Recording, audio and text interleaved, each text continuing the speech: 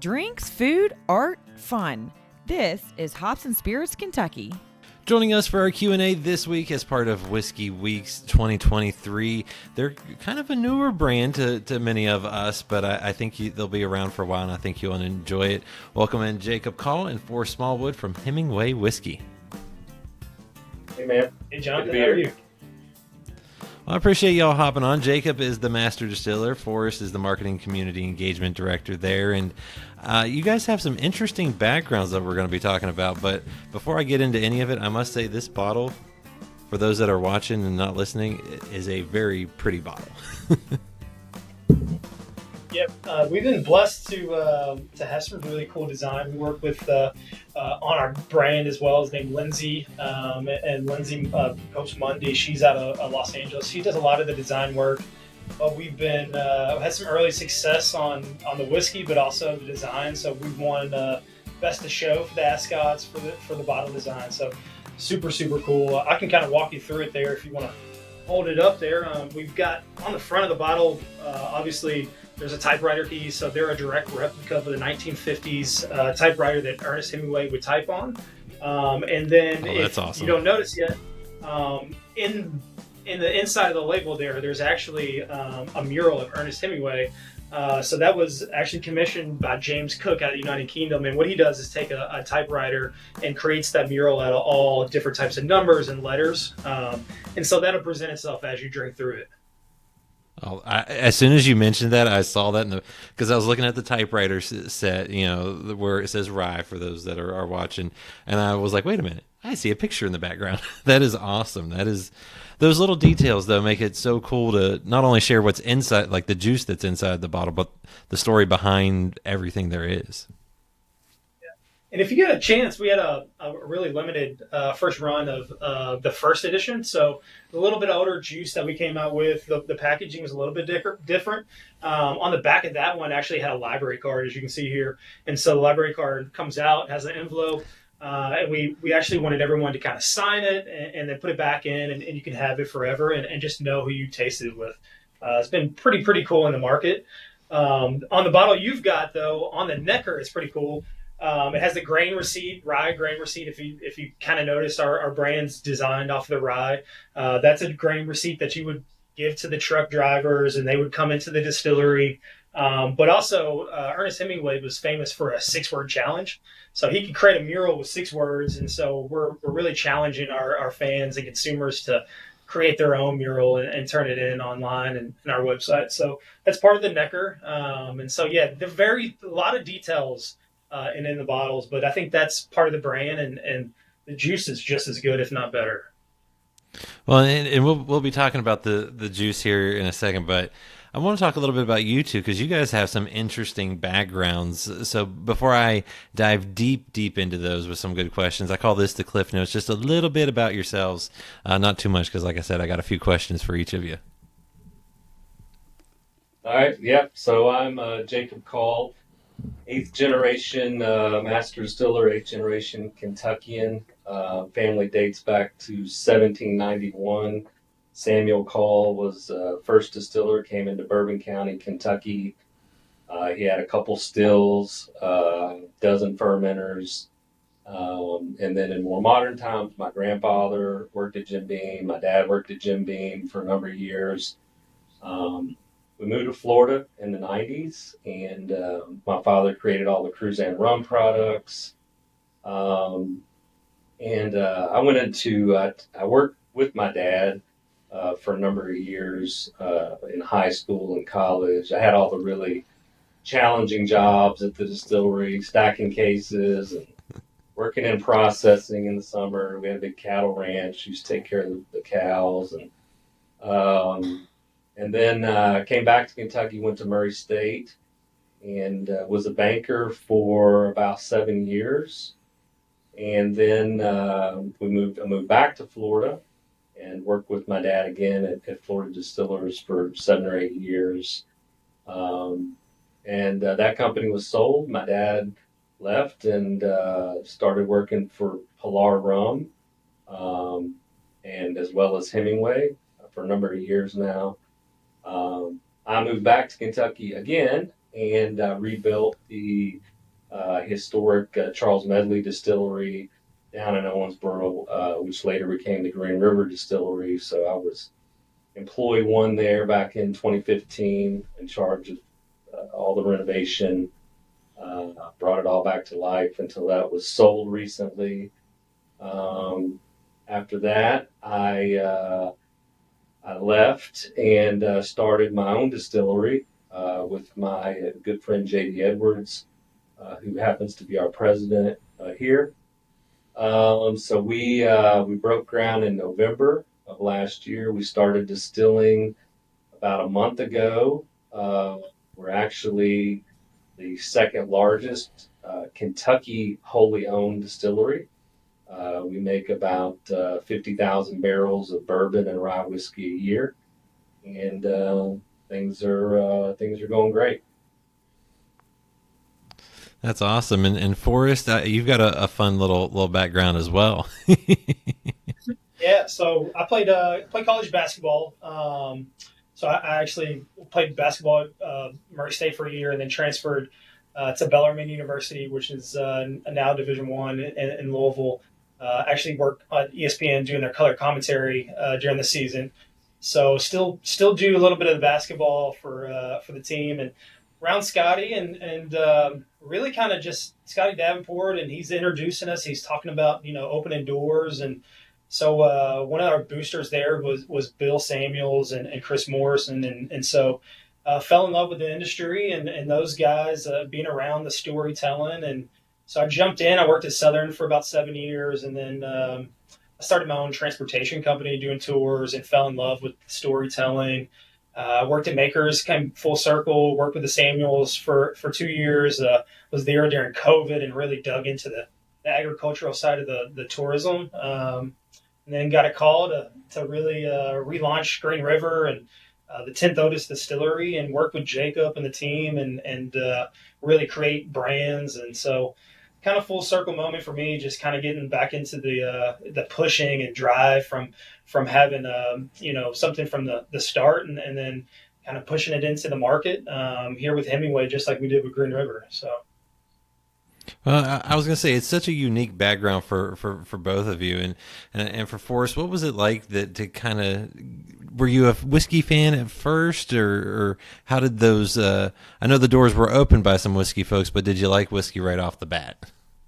It's funny because, my mother-in-law, she's from Loretto. So we've always had a deep connection with Maker's Mark. And I think the branding, I love marketing towards Nike and stuff. I always loved whiskey, but just being a Kentuckian, I think was the thing that intrigued me the most. And getting on tours on the Bourbon Trail and seeing people kind of geek out and about being in Kentucky, something that we, really, really just grew up on.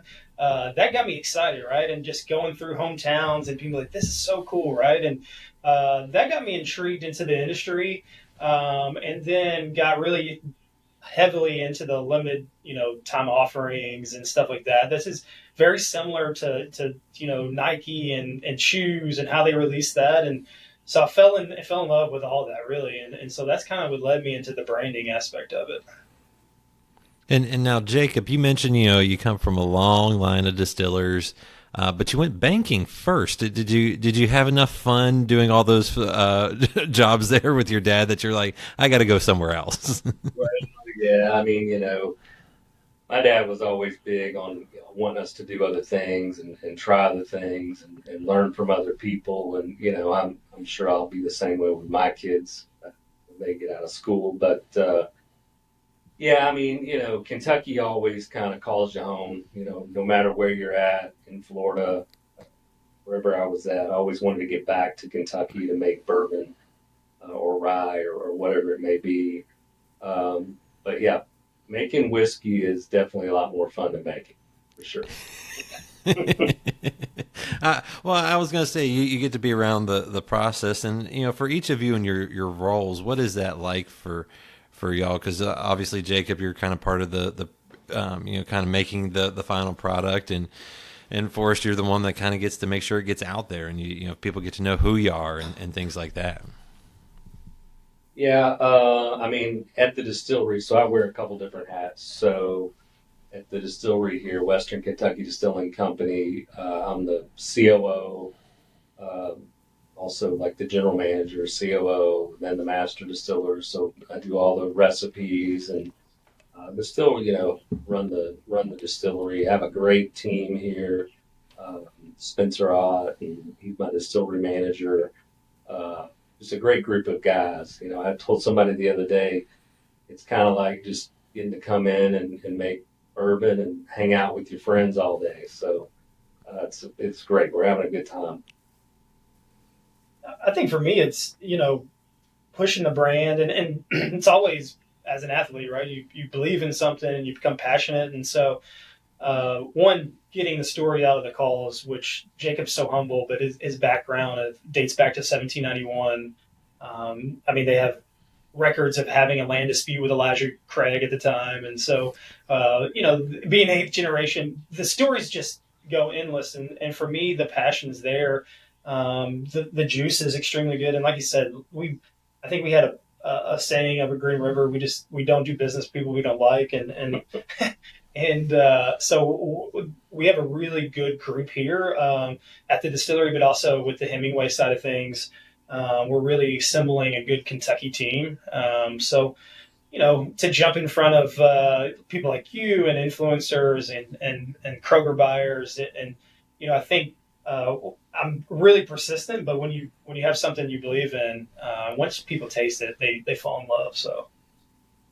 Yeah, and the other thing too, with the brand itself, my father's involved in it, my brother. So it's kind of a family affair. We've kind of adopted Forrest. He's like the middle brother, I guess. Younger brother. Yeah, you're the younger brother. A little more pressure to have the first brand of all three calls to go out, though. So, but we collaborate. We taste different things, send things back and forth.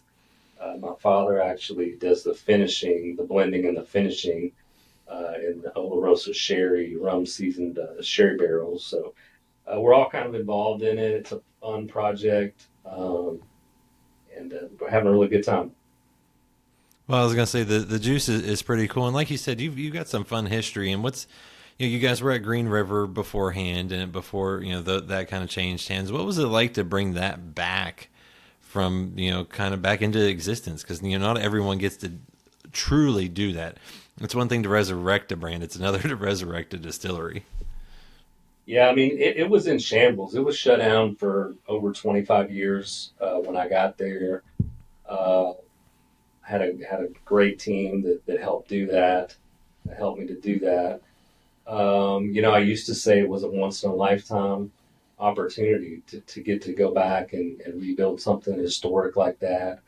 But now I think, maybe this is another once in a lifetime opportunity where I've built and own my own distillery. So, it's just the evolution of the whiskey business, and I learned a lot by getting to rebuild that historic place. But I'm having maybe a lot more fun the second time around because it's a little bit easier the second time. Well, no, I was going to say go for it. I think for me, Green River was coming from Maker's Mark, right? Just the culture and being around it was really neat. And walking in the doors at Green River, we had an artist that would help us do some things named Aaron Kaiser, and he brought me in late night one night when I was doing some interviews with the team and showed me around. I mean, there's areas of the building that had bottles from the medleys and have been untouched. Looked like coffee's still on the burner. So for me, it was really, really cool, and you knew what you had in your hand when you walked in the doors, and then when you taste what Jacob's making, you're like, wow, this is one. It presents itself a lot older than it really is. That's just how he makes it, and then just the story behind the calls. It goes so deep, and then the people that are involved in it. It's a home run, right? And so we do the same thing with every brand that we do, and at the distillery here too, right? Yeah. Sure. Well, I was going to say, and now you have your own. And what's it like to kind of start from the ground floor? You guys got to kind of pick and choose what you wanted this time around, I guess, in a sense, with a blank slate. Yeah, I mean, you learn a lot doing it the second time. When you rebuild a historic distillery, you're taking this piece and making it work, and we didn't have a lot of money, and kind of just doing the best you can with what you got to work with. This time around, everything's much more streamlined from start to finish. Um, we did use all Kentucky built equipment, all Kentucky contractors. So, I mean, in our distillery, we're all about Kentucky, from the Kentucky ownership to the Kentucky corn we use right next door to us. Even with Hemingway, the rye whiskey, we're going to plant rye on our site this year. We've got 81 acres here at the distillery. Nice. We've got room for 15 warehouses. We're connected to a 1,200 acre farm that we border. So, I mean, we're all about Kentucky. That's kind of why we picked the name the Western Kentucky Distilling Company. Um, so we make a lot of bourbon and rye whiskey for other brands, other distilleries. It's a lot of barrels that we produce, but we're laying down some stuff for the future for us as well. And then it's cool to partner, with things like Hemingway to help give some brands to our face of our distillery.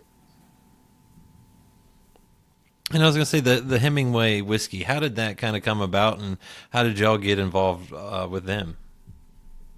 Yeah, so Steve Groth, he is I guess, the founder of Hemingway. He's got a pretty interesting background. He was one of the original founders of Angel's Envy, and then he went on to work with Pilar Rum and really get that founded and out the door. So my father had worked with Steve previously on the Cruzan rum side of things. They knew each other through that. And, really with my dad and Steve, they always kind of wanted to do something different and unique. And that's really how it came about.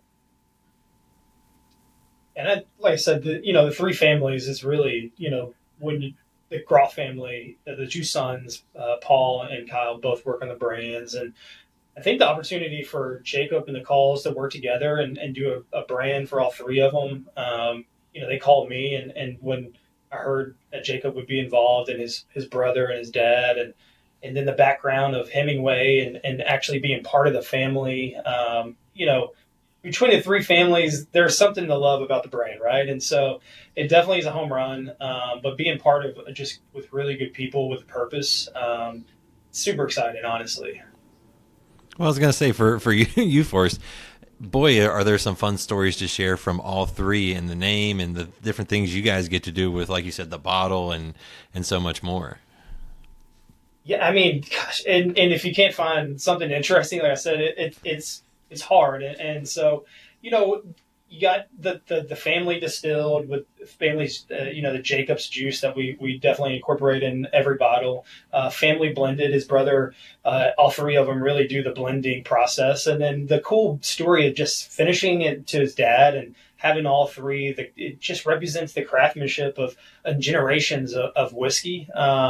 And then our sister company being Papa's Pilar, having that rum finish and telling that story of what rum can do to a rye finish when you don't put it on a timeline and you really finish it to taste. There's just so much. And then you put Hemingway in the mix, right? And you typewriters and Key West and six-toe cats and all his background of going to Africa and Paris. There's so much for us to play with. So you're right. It's a really, really interesting brand, and it's got a really cool feel and culture to it. Well, and you mentioned that the signature edition that's out. I got to try that last night before we hopped on, and I love the blend of the rye, because I'm a rye guy to begin with. But one of my favorite finishes is rum cask. I mean, to me, there's when that's done right, it's a phenomenal finish, and the fact that you guys do a rye in the rum with the Orloso sherry cask is such a unique blend, and it was super flavorful, and one that I was like, this between the bottle and the juice, that's one you want to kind of like have situated very nicely for folks to see. Yeah. In an industry that when most bottles that come out they're this pretty, you're like, huh, it's you question what's in the bottle. This is the juice is even better than the bottle design, and that's hard to beat. Yeah, I think you hit the nail on the head. I always say it's complex, right? I mean, you got a couple different ryes, and you got the rum finish and the sherry. You'll taste different things at different points in the taste. You get the sweet and spice, and I get some bubble gum. Even out of this one a little bit. Forrest we were trying it a little bit earlier, and he was like, I get like honeycomb. I was like, yeah, I guess I do. I mean, everybody tastes differently. That's the cool thing about whiskey. Everybody tastes a little bit different, but I think those main flavors and notes are still there. Absolutely. And how did, like, the signature edition, what was the hope behind it when you guys were able to put it out? Because it is that 90% Indiana, 95% rye, and then the 10% Kentucky, 95% rye, and obviously then the blend. What was the goal behind this one? Well, I mean, MG the 90% is MGP, 6-year-old rye. Everybody knows MGP makes great rye whiskey. We wanted to incorporate some rye that I had made previously, so that's why we went with the 4-year-old 95% rye.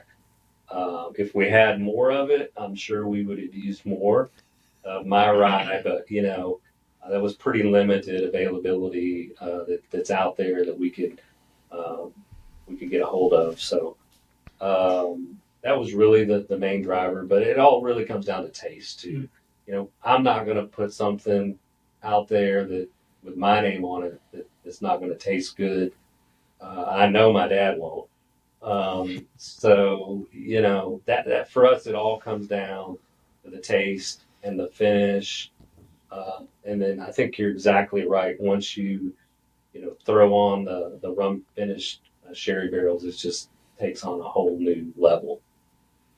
Now is the goal for this one to be out there a little longer, a little more often than the first one? Yeah, so this is our core expression. So this will be our everyday that you'll be able to find in the market. Hence the price point about $79.99, which we feel like it's a really good price point for the 6 and 4-year-old blend. Mm-hmm. And then the rum season sherry cask.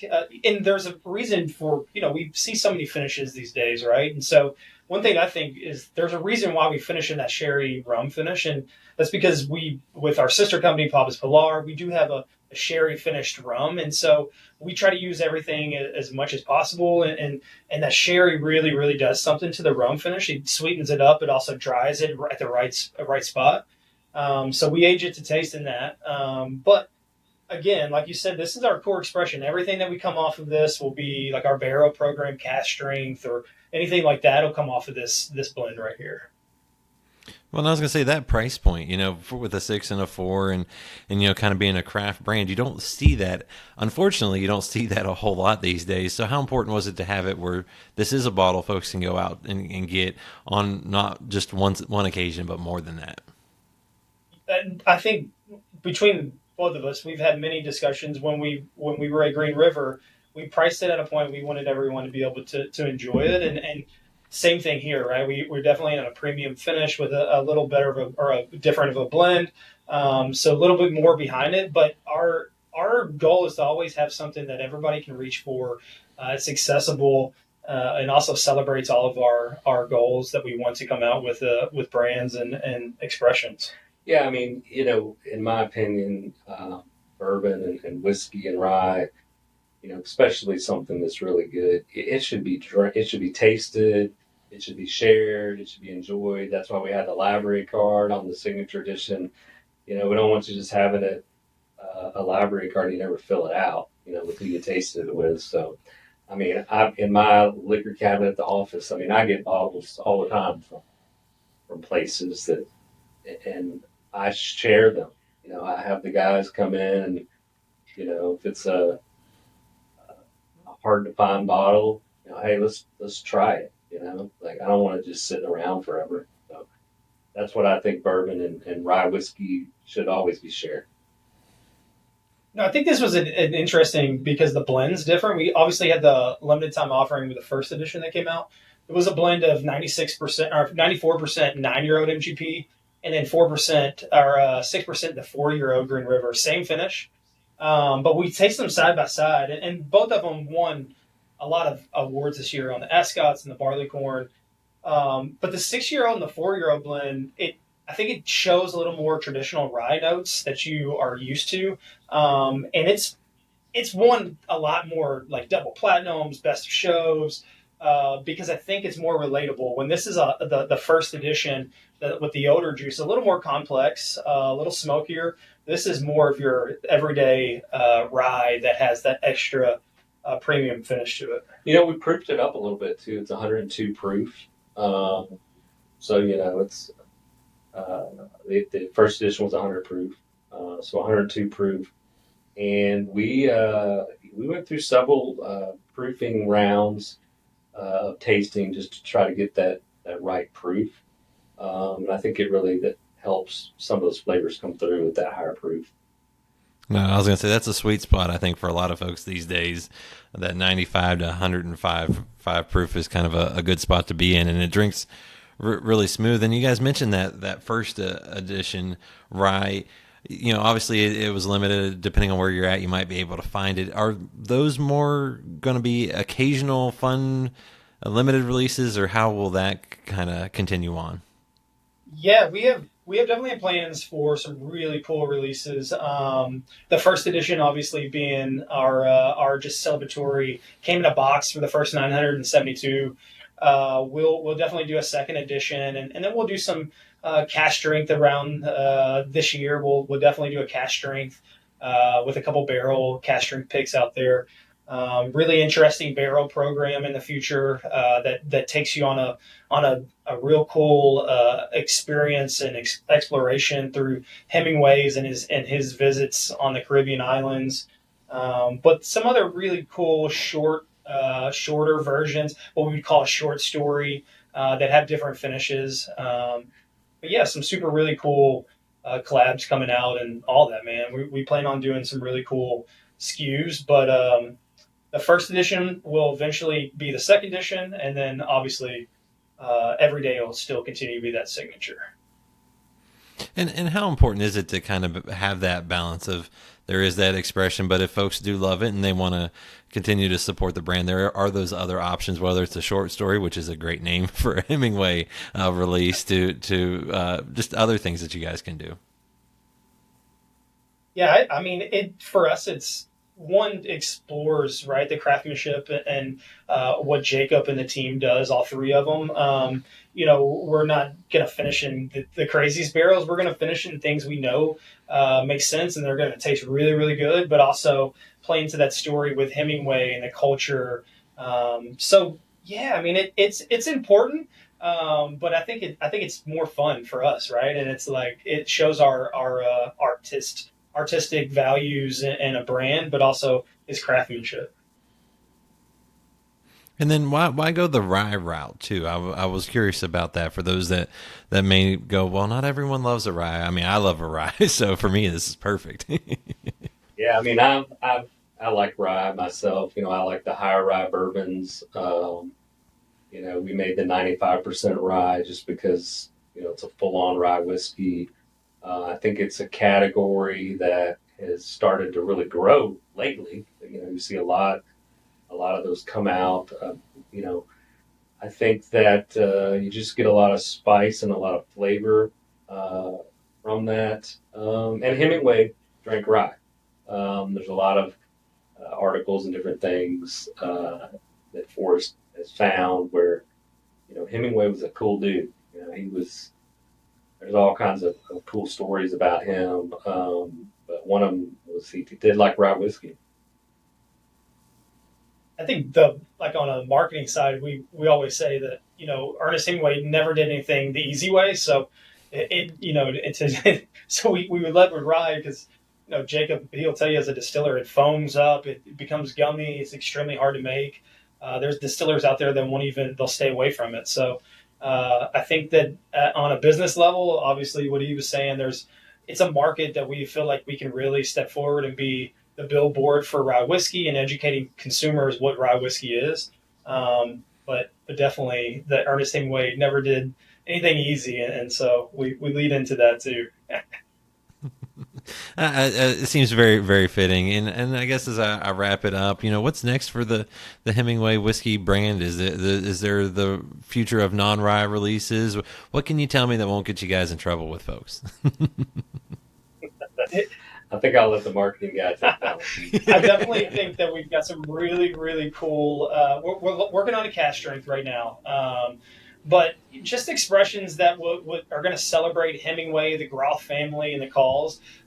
Those will be really, really cool SKUs in the future. And then, I think for us, it's just pushing our culture into the market. We'll be at the Bourbon Festival this year, showing off and selling bottles and having the Calls there to sign bottles.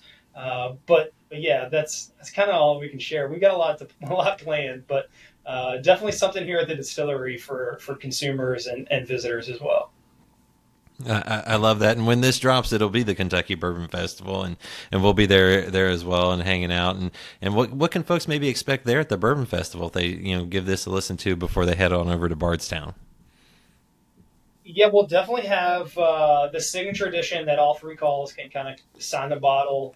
We'll have some merchandise. We'll be playing some contests with the 6-word challenge for folks to win some cool things. Some LTOs that we'll release there that'll be at the booth for sale that probably won't be in the market. But yeah, that'll be kind of all I can really share right now. I'm trying to get you in trouble. I'm just kidding. No, He gets also, in trouble easily enough. You don't have to push. On his own. He's always in trouble. and where can folks find Hemingway whiskey right now? Where can they get it if they're interested?